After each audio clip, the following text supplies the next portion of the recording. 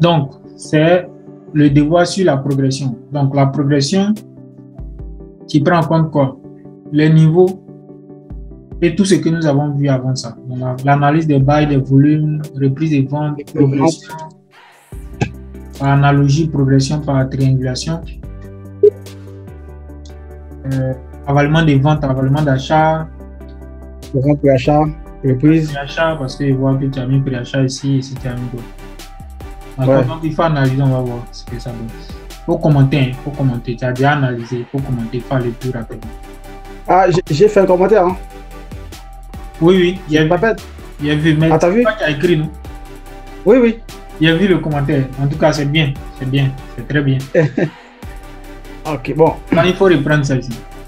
D'accord. Bon. Et pour commencer, bon, je vais prendre mon stylo, les bics. Voilà. Pour commencer, ici, là, cette partie-là, on a une zone de tests qui est effectuée par les spéculants. Ici, avec cette barre qui est A, on a, quand je trace ici cette barre-là, et on voit que le test est arrivé ici, on a le premier barre qui a touché. Donc, par rapport avec cette barre-là, j'ai dit que on a un bon spread ici et un bon volume qui est là. Donc, on a dit ici, c'est une reprise d'achat. Sur le deuxième barre ici, là, avec celui-ci, on a un spread normal et un bon volume.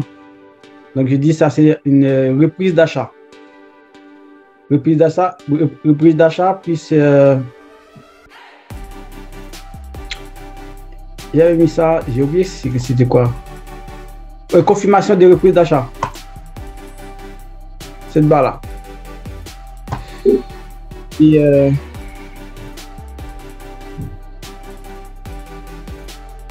Et j'ai oublié c'est quoi, c'est ça, c'était ça. Professionnel.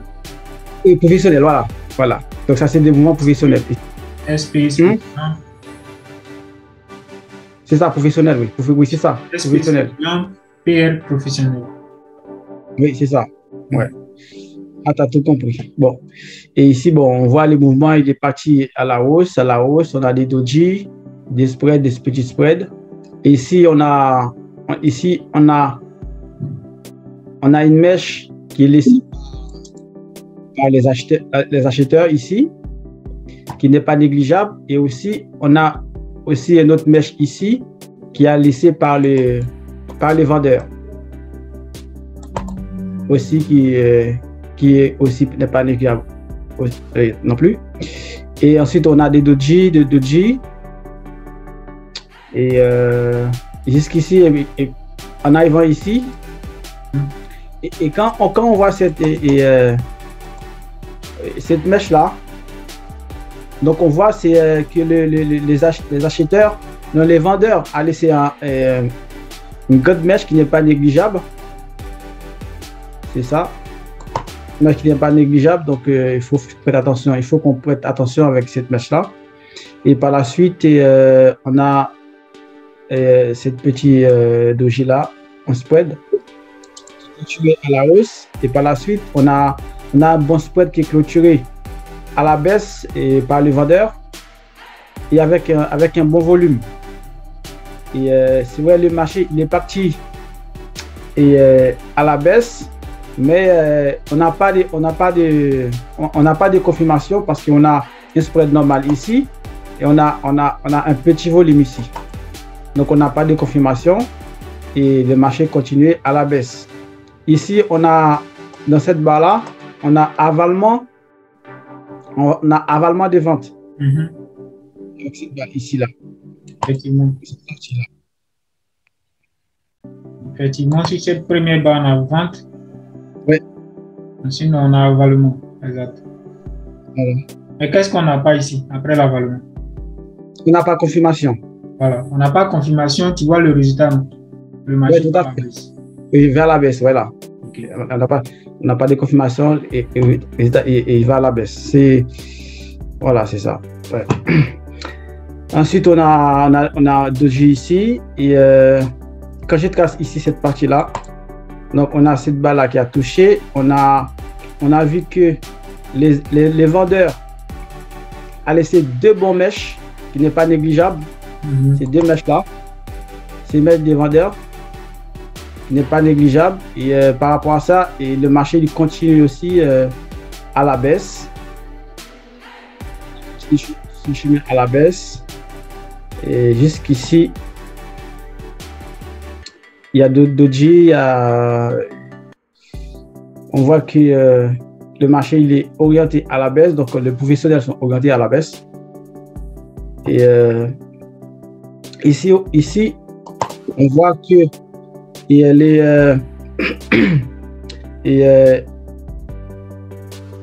on voit que les acheteurs ont laissé une mèche qui n'est pas négligeable. Et le marché il est touché à la hausse sur cette barre. Et ensuite, on a des petites doji. Et là, c'est une zone de quoi? C'est une zone de test ici.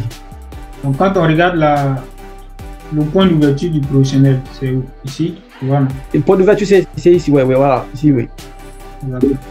Et qu'est-ce qui s'est passé ici, sur le point d'ouverture du professionnel? Qu'est-ce qui s'est passé? Ici, là, dans la zone des tests, le professionnel, il n'a pas laissé que la zone des tests touche les zones de point d'entrée, mais par la suite, ils ont les marchés à baisser, à toucher, à dépasser la zone d'entrée ici là, par ces spreads là. Et par la suite, les professionnels ont riposté, ils ont fait remonter le marché avec un bon spread, mais il n'y a pas de bon volume. Bon, en fait, il y a un bon volume parce qu'ils sont égaux. Au même niveau. Et j'ai dit aussi, là, il y a un avalement ici. Il y a un doji ici. Mais j'ai dit, je vais te demander, on peut, est-ce qu'on peut utiliser cette barre-là? Confirmation. On ne peut pas parce que parce qu'il a un petit volume. On ne peut pas après l'avalement, c'est-à-dire la barre comme en haut aussi. La barre qui suit directement, c'est cette barre-là qui doit confirmer, pas à la deuxième barre. Donc si on a un doji là, également, ce n'est pas une confirmation. Ce n'est pas une confirmation, voilà. Ok, ça marche. Voilà. Et puis par la suite, quel est le résultat du marché? Par la suite, après l'avalement. Oui. Après l'avalement, le marché il est clôturé à la hausse.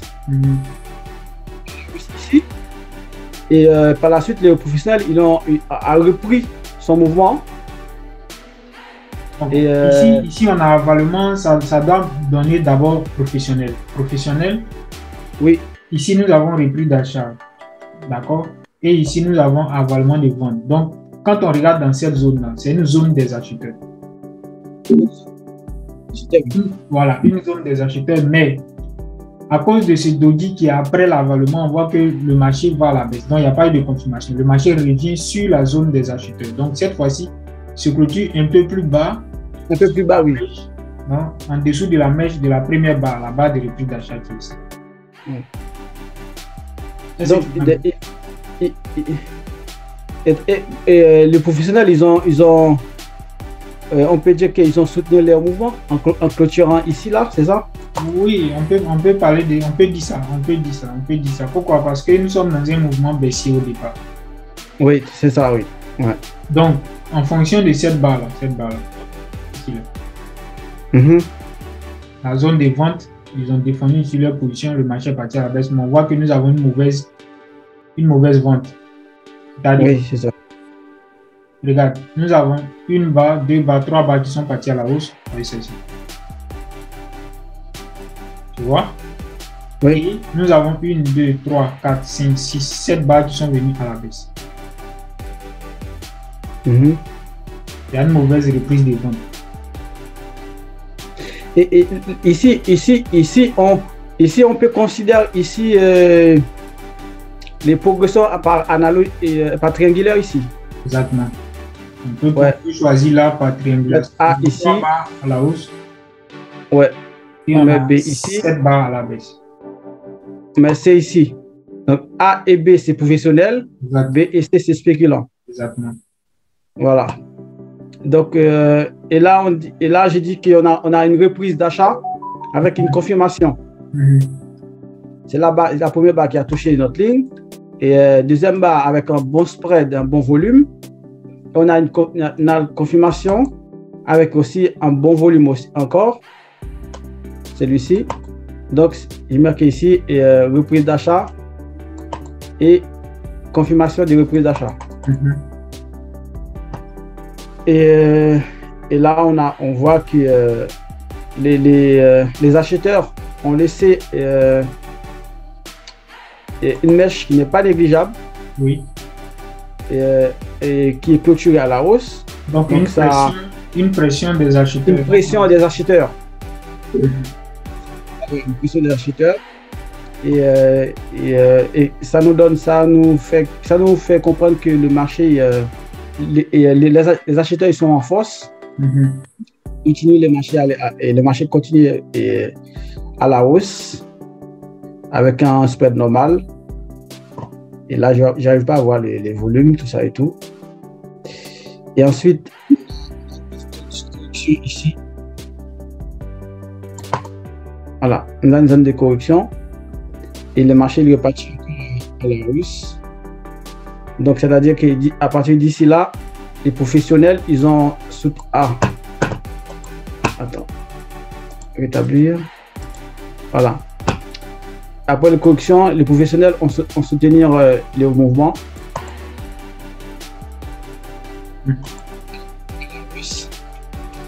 Et j'ai dit ici, on a une zone de pré-vente. Non, pré-achat. Zone de pré-achat ici. Pourquoi on a une zone de pré-achat? Pourquoi j'ai dit une zone de pré-achat? Parce que le marché est en train de monter. Oui. Et du coup, les professionnels, ils ont...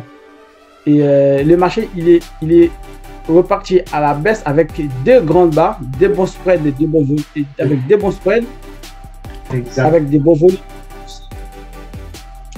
Donc, oui. Ça nous montre que les professionnels,